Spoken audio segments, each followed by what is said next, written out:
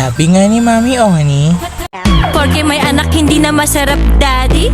Paluin mo ang aking di mo malalaman kung di mo malalasahan. Sarap may tahe. ito nga naman, pag ba nagkaroon ng anak, hindi masarap? No! Diyan ka nagkakamali. Dahil kahit anong mangyari sa kapya, still masarap pa rin ito.